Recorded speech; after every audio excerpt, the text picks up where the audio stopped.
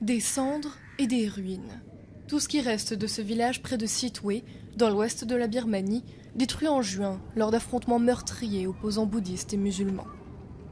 Dans la région, quelques 70 000 personnes ont fui les violences de ces derniers mois, laissant derrière des villages déserts.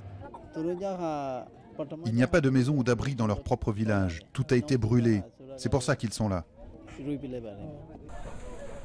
Une forte tension règne depuis de nombreuses années entre bouddhistes et Rohingyas, une minorité musulmane de Birmanie, notamment dans l'état Rakhine.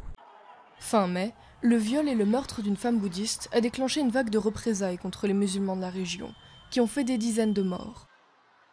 Les deux communautés vivent aujourd'hui séparément, sous surveillance policière.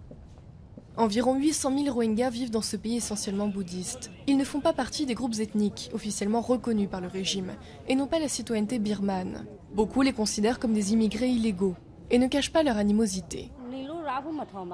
Ces personnes sont très cruelles. On connaissait les gens qui ont brûlé nos maisons. Mais si des Rohingyas viennent de l'étranger, ce sera encore pire. À l'extérieur de la ville, ce camp de réfugiés Rohingyas reçoit du riz, des haricots et de l'huile du Programme alimentaire mondial des Nations Unies. Mais les conditions de vie restent difficiles.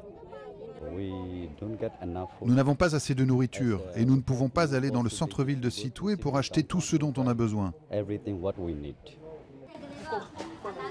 Réfugiés dans des monastères, les déplacés bouddhistes ont accès au principal marché de la ville.